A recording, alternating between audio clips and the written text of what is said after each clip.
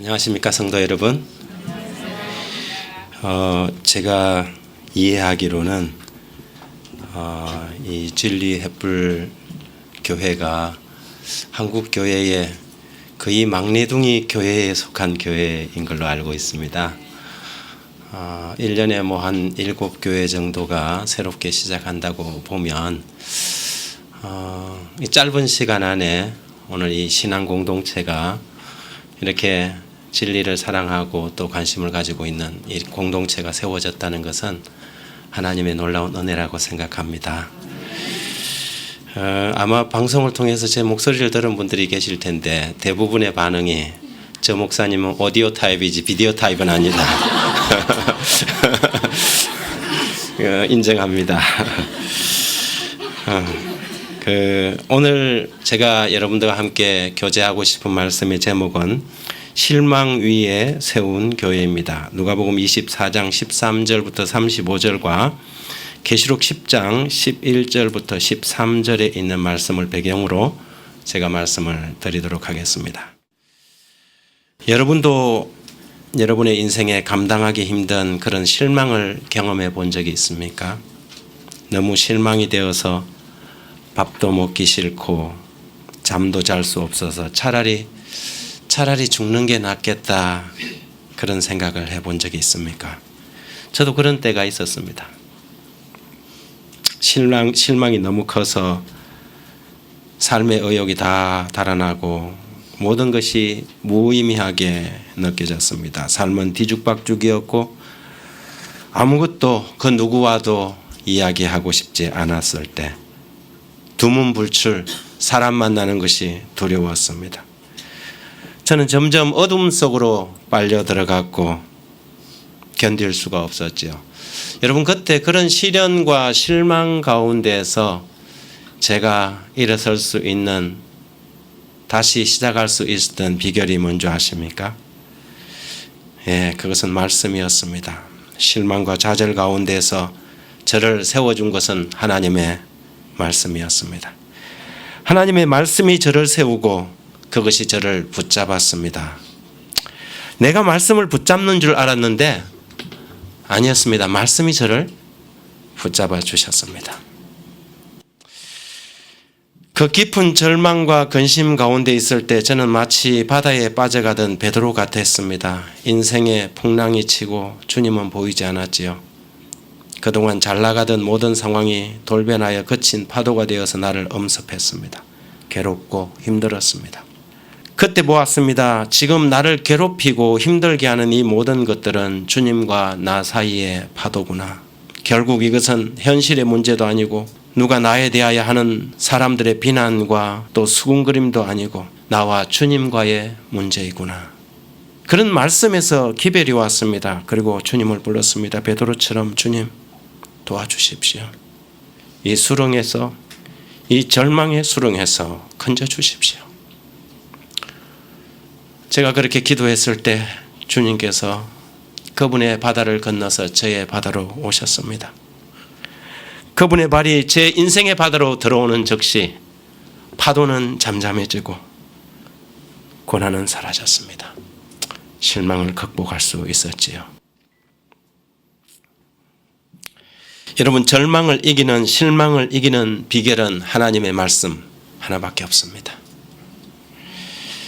혹시 여러분의 인생에 있어서 그런 고난과 실망과 절망을 경험하고 계시다면 여러분 사람들을 만나기 위해서 쫓아다니거나 세상의 어떠한 해결점을 찾기 위해서 발부동하지 마시고 여러분 하나님의 말씀으로 돌아가시기 바랍니다.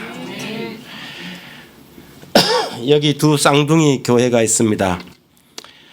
여러분 기독교 역사를 이렇게 살펴보면 초대교회와 마지막 교회는 거의 쌍둥이 교회입니다. 그 탄생의 배경이 거의 비슷합니다. 과정이 패턴이 거의 똑같습니다. 이 세상의 기독교 역사에 수많은 이 교회의 이 역사를 가지고 있지요. 초대교회가 시작해서 중세 암흑 시기와 또 근대 사회를 들어오면서 하나님의 교회는 끊임없는 이 영적 싸움 속에서 지금까지 견디어 오고 있습니다. 그리고 마침내 예수 그리스도의 재림 직전에 마지막 교회가 탄생하게 된 것입니다. 초대교회는 예수님께서 이 세상의 지상 봉사를 마치시고 십자가에 달려 돌아가시고 부활하시고 승천하신 후에 히브리서가 이야기하는 것처럼 이 땅에 있는 성소의 원형인 하늘 성소의 첫 번째 칸에 봉사로 들어가면서 첫 번째 교회가 세워졌습니다. 두 번째 교회는 첫째 칸 봉사 사역을 마치고 두 번째 칸인 지성소, 하늘 성소의 지성소 사역을 시작하면서 두 번째 교회가 탄생하게 됩니다. 그런데 그 탄생의 패턴이 굉장히 비슷합니다. 그것은 바로 실망 위에, 대실망 위에 세워졌다는 사실입니다. 예수님께서는 이 세상에서 그분의 십자가 희생을 통하여 죄인들을 구속할 모든 구원의 토대를 마련하시고 누구든지 저를 믿는 자마다 구원할 수 있는 기초를 놓으시고 성천하셨지요. 언약은 이루어졌고 죄로 말미암아 단절되었던 하나님의 보좌로 나가는 길이 열린 것입니다. 그분을 통하여 우리는 하나님께로 나갈 수 있습니다. 내가 곧 길이요 진리요 생명이라고 하셨지요.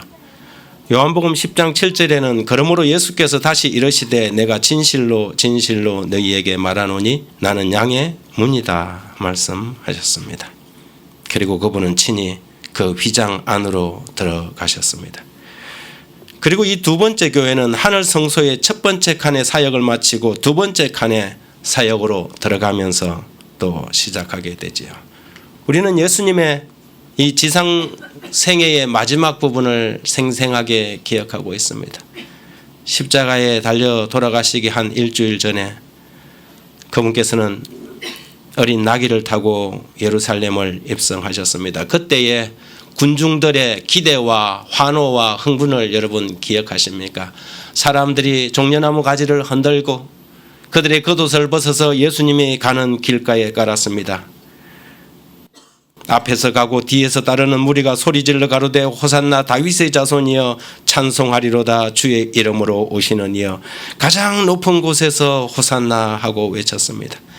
그들의 고난은 끝이 나고 새로운 세상이 올 것으로 기대했습니다. 예수님의 제자들도 예수님께서 이제는 이스라엘의 왕으로 등극하실 것을 기대했지요. 예루살렘에서는 그 이적의 주인공이신 예수님께서 이스라엘의 왕이 된다는 소문이 파다했습니다. 그렇지만 그러한 흥분과 기대는 채 일주일이 되기도 전에 실망으로 끝이 나고 말았습니다. 그 예수님이 십자가에서 로마인들의 이 흉악한 죄수들을 처형하는 십자가에서 돌아가셨기 때문입니다. 기대는 여지없이 실망으로 끝이 나고 말았습니다. 그래서 이 초대교회의 이 패턴을 보면 환희의 입성이 있었고 그렇지만 대실망이라는 십자가가 있었고 그러나 그들이 하나님의 말씀으로 돌아가서 십자가를 재해석하고 새롭게 이해했을 때에 그것이 실망의 근거가 아니라 그것이 인류의 희망이라는 사실을 새롭게 발견하면서 교회가 사명을 가지고 시작한 것입니다. 그것이 기독교 역사의 근간이에요. 여러분, 기독교는 세상에서 성공한 종교가 아닙니다. 기독교는 세상에서 승리한 교회예요. 세상이 가지고 있는 세상이 추구하는 그런 목적과 뜻을 이루는 교회가 아니라 하나님의 뜻을 이루고 그 뜻 위에 하나님의 말씀 위에 세워진 교회, 그것이 오늘날 여러분이 참석하고 있는 이 교회의 원래의 모습이라는 것입니다.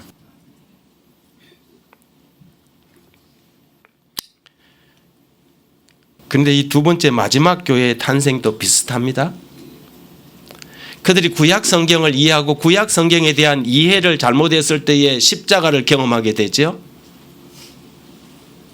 마지막 교회도 계시록 10장이 마지막 교회의 탄생의 배경인데요. 여기에 보면 제가 한 9절을 읽고 여러분들이 10절을 읽고 제가 11절을 읽겠습니다. 내가 천사에게 나아가 작은 책을 달라 한적 천사가 가로되 갖다 먹어버려라. 내 배에는 쓰나 입에는 꿀같이 달리라 하거늘. 내가 천사를 통해서 작은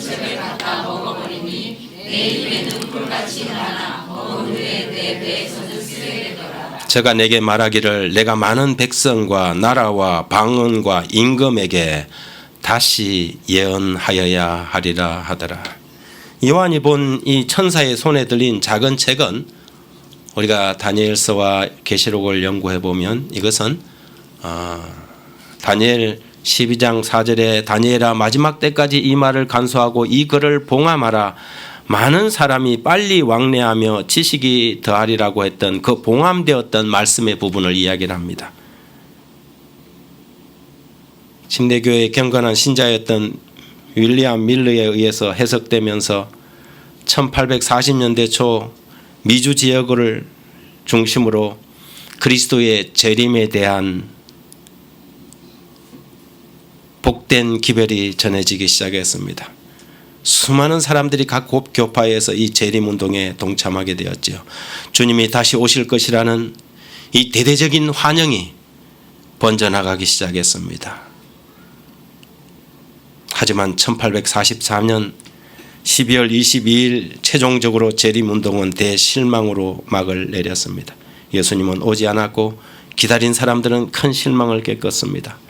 무거운 침묵과 어둠이 내려덮였고 세상은 재림 신자들을 조롱했습니다. 사람들은 흩어졌고 미련을 버리지 못한 사람들은 오랜 시간 동안 절망했습니다. 그러나 그들은 절망만 하고 있을 수 없었습니다. 그들은 예언을 다시 연구하고 그들이 넘어졌던 그 자리에서 말씀으로 다시 일어나게 되었지요. 2300주야에 대한 예언의 이 재발견은 마지막 교회의 출현을 탄생시켰던 것입니다. 그 책을 먹었고 입에는 달았지만 배에는 쓴 경험이었습니다. 마치 예수 그리스도의 제자들이 초대교회 때 마찬가지 경험했던 것과 마찬가지였습니다. 엄청난 슬픈 경험이었습니다.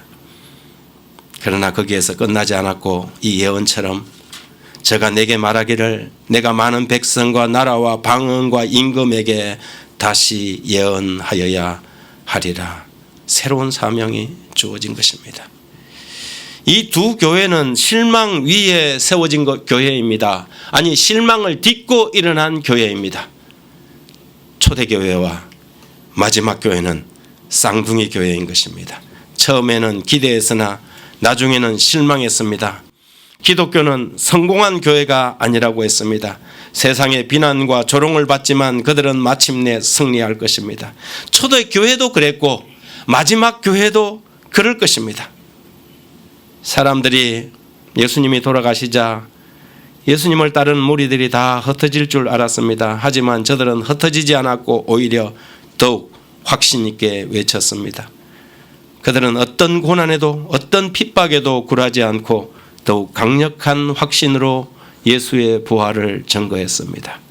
그들이 기탄 없이 말하는 것을 보고 사도행전 4장 13절에는 저희가 베드로와 요한의 기탄 없이 말함을 보고 그 본래 학문 없는 범인으로 알았다가 이상히 여기며 또 그 전에 예수와 함께 있던 줄도 알았다 했습니다. 그러면 과연 이 제자들이 어디에서 그런 힘이 생겼을까요? 어디에서 그들은 그 절망과 실망을 극복하고 일어설 수 있었을까요? 우리는 그 힌트를 누가복음에서 발견하게 되는 것입니다. 누가복음 24장 31절과 32절에 보면 저희 눈이 밝아져 그인 줄 알아보더니 예수는 저희에게 보이지 아니하는지라 저희가 서로 말하되 길에서 우리에게 말씀하시고 우리에게 성경을 풀어주실 때에 우리 속에 마음이 뜨겁지 아니하더냐. 곧 그 시로 일어나 예루살렘으로 돌아가 보니 11 사도와 및 그와 함께한 자들이 모여 있더라 그랬습니다. 그들은 예수님께서 이스라엘의 구속자가 되기를 바랐습니다. 그러나 예수님께서 십자가에 달려 돌아가셨습니다. 그래서 어깨가 축 처져서 그들의 고향으로 낙향하고 있었습니다. 예루살렘에서 25일이 떨어진 엠마오를 향해서 터덜터덜 걸어가는데 부활하신 주님께서 그들에게 나타나신 것입니다. 예수님께서는 다시 그들에게 어떤 이적을 보여주지 않았습니다. 예수님은 그 실망한 사람들에게 하나님의 말씀으로 돌아가도록 성경으로 그들을 인도했습니다. 그들은 말씀을 풀어주시자 자신들이 실망한 그 십자가가 실망의 근거가 아니라 소망의 근거라는 사실을 발견했습니다. 그들이 성경을 통하여 재발견한 것입니다. 십자가를 새롭게 이해한 것입니다. 여러분, 우리의 삶의 실망과 고난과 슬픔들이 여러분 우리의 삶 속에서 바뀌지 않을 수 있습니다. 여전히 우리의 삶 속에서 고난은 시련은 남아 있을 수 있습니다. 그러나 그리스도인들은 고난을 시련을 재해석할 줄 아는 사람들이 되어야 합니다. 그것이 그리스도인들입니다. 내가 예수를 믿으니 고난은 내 인생에서 없어야 합니다. 시련은 내 삶에 오지 않도록 도와주십시오라고 기도하는 사람이 아니라 어떤 시련 가운데 있더라도 그것을 하나님의 말씀으로 해석할 수 있는 사람이 되게 해달라고 기도하십시오. 그것이 그리스도인들입니다. 십자가는 이제 그들의 수치가 아니라 자랑이 되었습니다. 부끄러움이 아니라 그들의 기별이 되었습니다. 그래서 바울은 그러나 내게는 우리 주 예수 그리스도의 십자가 외에 결코 자랑할 것이 없으니 그리스도로 말미암아 세상이 나를 대하여 십자가에 못 박히고 내가 또한 세상에 대하여 그러하니라고 말했습니다. 십자가를 자랑하는 사람이 된 것입니다. 여러분, 십자가를 자랑하다니요. 여러분, 1세기 때의 십자가가 무엇을 의미하는 줄 아십니까? 1세기 때 십자가는 타부였습니다. 그거는 입에도 올리면 안 되고 아이들이 흉내도 내면 안 되는 것이 십자가였습니다. 아이들이 장난치다가 십자가 모양을 사면 어른들이 어이 그러면 못 써, 그렇게 말하는 것이 십자가였습니다. 수치의 상징이었어요. 어느 가정에 십자가에 처형된 사람이 한 명만 있으면 그 가정은 그 사실을 꽁꽁 숨겨야 하는 것이 십자가였습니다. 그런데 그런 팍스 로마의 시대에 바울은 오히려 십자가를 자랑하는 사람이 되었습니다. 왜 그럴까요? 하나님의 말씀으로 십자가를 새롭게 발견했기 때문입니다. 어쩌면 여러분들에게도 숨기고 싶은 과거가 있을 수 있습니다. 감추고 싶은 수치스러운 개인의 경험이 있을 수 있습니다. 그런데 그것이 오직 하나님의 말씀에 의해서 새롭게 해석될 때 그것으로 부끄러워하지 않고 간증도 할 수 있는 사람이 됩니다. 네. 간증할 수 있는 사람이 되죠. 하나님은 우리를 그렇게 변화시킵니다. 마지막 교회가 그랬습니다.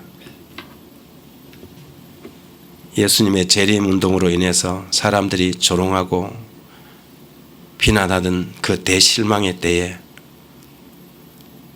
하이람 에더슨이라는 사람은 이렇게 그의 기록에 이런 기록을 남겼습니다. 우리가 고대하던 희망과 기대는 산산이 부서졌습니다. 우리가 전에 결코 경험해 본 적이 없는 슬픔이 우리를 엄습했습니다. 우리는 날이 밝을 때까지 울고 또 울었습니다. 그들의 기대의 시간이 지나간 것을 알았을 때 그들은 날이 밝을 때까지 울고 또 울었다고 말합니다. 많은 사람들이 실망을 경험합니다. 실망을 경험할 때 세상으로 돌아가는 사람들이 있고 말씀으로 돌아가는 사람들이 있습니다. 이 마지막 교회가 탄생하기 전 이 교회도 마찬가지였습니다. 예수님 당시 때도 마찬가지였습니다. 초대교회 때도 마찬가지였습니다. 예수님께서 십자가에 달려 돌아가시자 예수님에게서 빵 얻어 먹고 쫓아다니던 사람들은 다 흩어졌습니다. 세상으로 나갔습니다. 그런데 그 대실망을 경험하고 하나님의 말씀으로 돌아간 사람들이 있었습니다. 그들이 이 기독교회의 우리의 믿음의 선배들인 것입니다. 그래서 실망은 꼭 나쁜 것이 아닙니다. 실망을 통해서 진짜 믿음과 거짓 믿음을 구분해내기 때문이지요.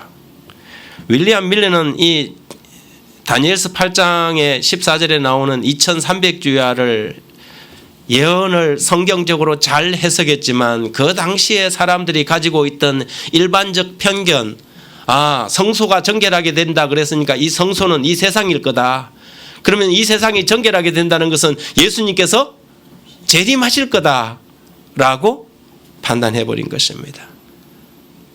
그리고 예수님이 오신다는 소식이 여기저기 미주 북동쪽을 중심으로 번져나가면서 순식간에 수만 명의 사람들이 이 재림운동에 가담하게 됩니다.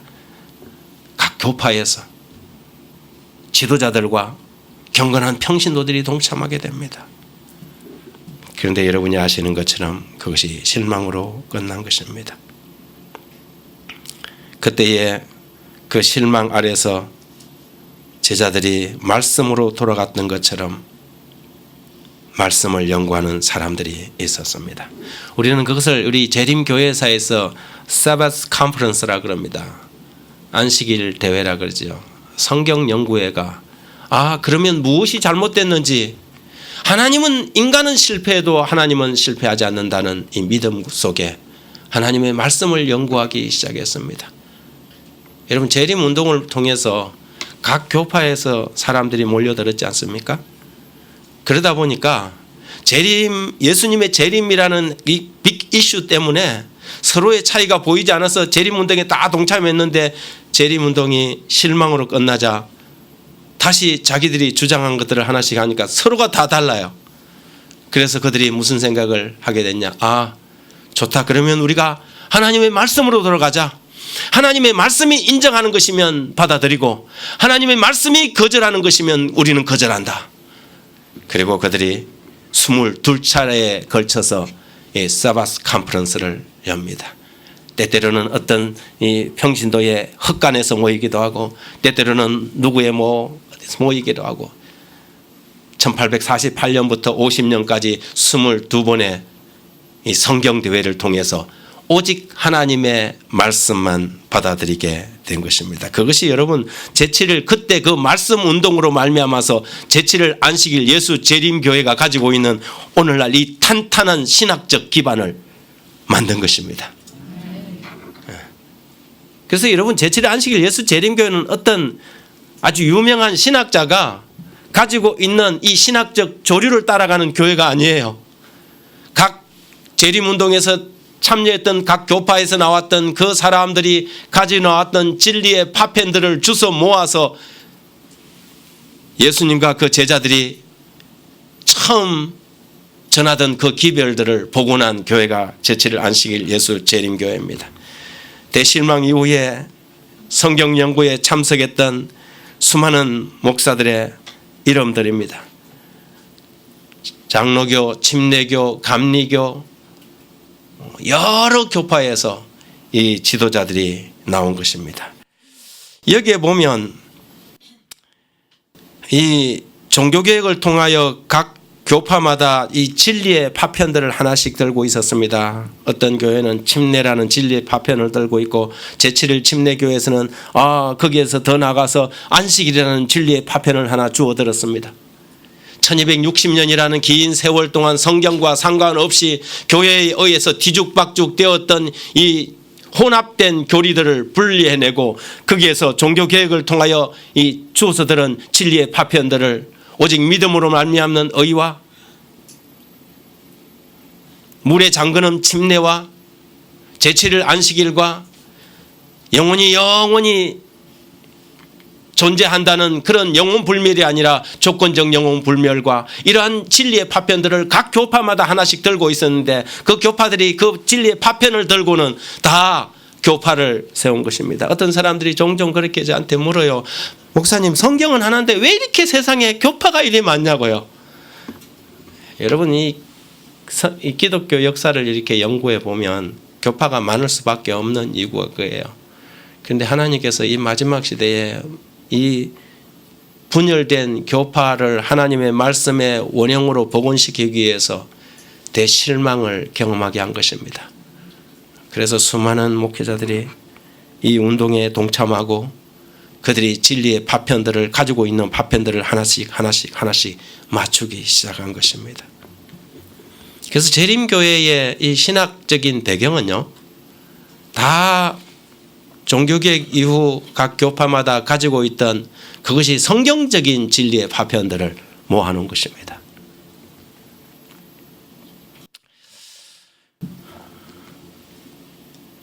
여러분, 하늘 성소에 대한 재림교회의 주옥 같은 서적들이 많이 번역되고 출판되어 있습니다.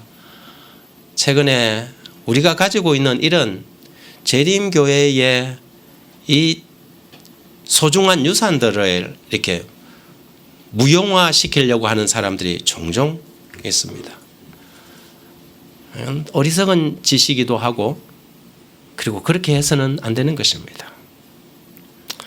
여러분이 장로교인이라면 여러분 번제단까지만 이해하셔도 됩니다. 여러분이 침례교인이라면 여러분이 물두멍까지만 이해하셔도 됩니다. 여러분이 감리교인이라면 여러분이 성소의 첫 번째 칸까지만 이해하셔도 됩니다. 그러나 여러분이 재림교회의 신앙을 진정 알고자 한다면 여러분 십자가에서 끝나면 안 되는 것입니다. 번제단에서 끝나면 안 되는 것이지요. 물두멍을 지나서 첫 번째 칸과 두 번째 칸인 지성소를 이해해야 하는 것입니다. 제7일 안식일 예수 재림교인들이 가지고 있는 소중한 신학적 자산이고 유산인 것이지요. 우리는 하나님의 말씀으로 세상을 새롭게 보는 사람들입니다. 신앙에 있어서 매우 중요한 포인트는 현실에 대한 분석이 아니라 성경을 통해 바르게 보는 바른 해석인 것입니다. 같은 사건을 보고 어떤 사람들은 성공했다고 어떤 사람은 실패했다고 말합니다. 여러분, 하나님의 시간표는 당장 눈앞에서 벌어진 사건을 가지고 평가하지 않습니다. 눈에 보이는 현실을 분석하자면 대부분의 그리스도인들과 믿음의 사람들은 정말 쫄딱 망한 사람들이 아닙니까?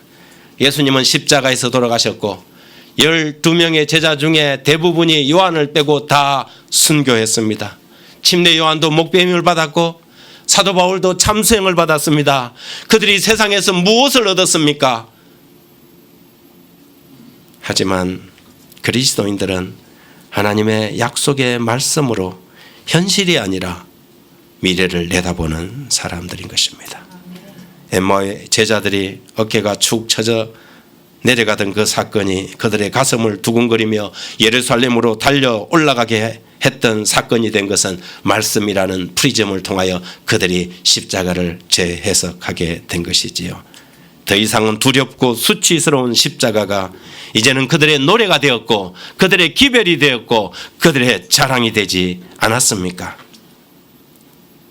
그러므로 우리가 그리스도인들은 이 마지막 교회의 성도들은 오직 하나님의 말씀의 프리즘을 통하여 세상을 보는 사람들이 되어야 할 것입니다. 같이 읽습니다. 고린도후서 6장 9절 시작. 무명한 자 같으나 유명한 자요 죽은 자 같으나 보라 우리가 살고 징계를 받는 자 같으나 죽임을 당하지 아니하고 근심하는 자 같으나 항상 기뻐하고 가난한 자 같으나 많은 사람을 부요하게 하고 아무것도 없는 자 같으나 모든 것을 가진 자로다. 말씀이 우리의 삶을 새롭게 합니다. 하나님, 제 삶에 아무런 변화가 없어도 좋습니다. 그러나 살아있는 하나님의 말씀으로 제가 제 삶을 해석할 수 있는 분별력을 주십시오. 더 나은 안일함과 더 나은 편리함을 사모하지 않습니다. 하나님, 제가 어느 상황, 어느 처지 가운데 있든지 하나님의 말씀에 충성된 종이 되게 해주십시오. 이게 우리의 기도가 되어야 할 것입니다. 초대교회가 그랬던 것처럼 마지막 교회도 반드시 핍박과 환난을 경험할 수밖에 없습니다. 여러분, 오늘날 기독교는 세상에서 상당히 인기 있는 종교입니다. 2017년 12월부로 세상에서 기독교가 제일 가장 큰 종교로 통계가 발표되었습니다. 27억이었던가요? 22억이었던가요? 어마어마한 기독교인들이 있습니다. 그런데 여러분, 시련의 바람이 불어와서 훅 하고 불면 대부분의 사람들이 예수님의 십자가 후에 날아갔던 것처럼 날아가게 될 것입니다. 여러분, 환난과 시련이 우리 그리스도인들에게 기다리고 있습니다. 우리가 무엇으로 살아남을 수 있을까요? 오직 하나님의 말씀밖에 없습니다. 울진에 가면 금강송 소나무가 있습니다. 긴 세월 동안 수많은 이 바닷가의 태풍과 비바람을 맞으면서도 꿋꿋하게 뿌리를 내리고 있는 소나무입니다. 이번에 이게 프랑스인가 간다 그래요. 어떻게 가는지는 모르겠습니다. 그런데 이 금강산 소나무가 뭐 파리 간다는 소문이 있어요.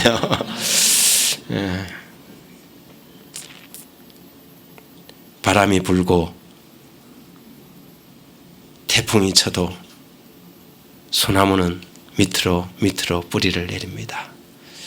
우리 그리스도인들은 우리의 이 영적 뿌리를 하나님의 말씀 위에, 진리 위에 내리는 사람들입니다.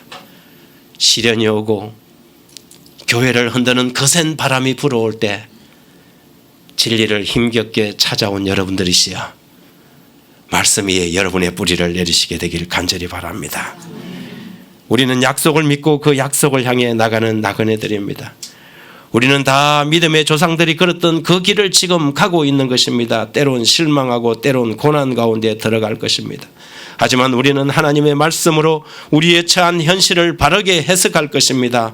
슬픈 현실에 낙담치 않고 꿋꿋이 소망의 길을 가는 그 사람들, 그들이 재림 성도들인 것입니다. 이 말씀을 읽고 저는 마치고자 합니다. 11장 히브리서 36절부터 또 어떤 이들은 희롱과 채찍질 뿐 아니라 결박과 옥에 갇히는 시험도 받았으며 돌로 치는 것과 톱으로 켜는 것과 시험과 칼에 죽는 것을 당하고 양과 염소의 가죽을 입고 유리하며 궁핍과 환난과 학대를 받았으니 이런 사람은 세상이 감당치 못하도다. 저희가 광야와 산중과 암열과 토굴에 유리하였느니라. 이 사람들이 다 믿음으로 말미암아 증거를 받았으나 약속을 받지 못하였으니 이는 하나님이 우리를 위하여 더 좋은 것을 예비하였은즉 우리가 아니면 저희로 온전함을 이루지 못하게 하려 하심이니라. 마지막 남은 하나님의 백성들은 약속을 믿고 약속을 향해 나가는 나그네들이지요. 우리는 이제 그 어떤 비바람에게도 꿈떡하지 않고 마지막까지 살아남는 바로 말씀 위에 선 교회, 그 교회의 성도들이 되어야 하겠습니다. 하나님께서 오늘 우리에게 이처럼 소중하고 귀한 이 쌍둥이 교회의 마지막 교회의 일원이 되게 하신 특별한 은혜를 주신 것 감사드리며 말씀 마칩니다. 자비하신 하나님 우리 아버지, 주님 오실 시간이 점점 임박해지는 이 마지막 시대에 등불을 들고 기다리는 지혜로운 다섯 처녀로 저희들을 불러주시고 때론 세상을 향하여 외치는 밤중 소리가 되게 하시며 공중을 날아가며 모든 민족과 백성과 방언에게 전할 영원한 복음을 선포하는 또 새 천사가 되게 하시오니 감사합니다. 주님, 우리가 우리의 삶의 모든 시련과 고난들을 좌절하고 낭망하고 실망하는 사람들이 아니라 하나님의 말씀으로 재해석할 수 있는 참된 그리스도인들이 될 수 있도록 저희들에게 말씀을 주시기를 기도합니다. 말씀 위에 뿌리를 내리고 말씀 위에 굳게 서서 어떤 비바람과 유혹과 이설에도 흔들림 없이 우리 주님의 재림을 맞이하는 재림 성도가 되도록 도와주시옵소서. 이제는 아버지 하나님의 크신 은혜와 예수 그리스도의 변함없는 사랑 그리고 성령의 간곡하신 감화교통하시는 역사가 머리 숙인 온 회중과 우리의 사랑하는 자녀들과 또한 우리가 이 세상을 살아가면서 경영하는 각자의 생업 위에 이제로부터 영원토록 함께 없으길 우리 주 예수 그리스도의 이름으로 축원하나이다. 아멘.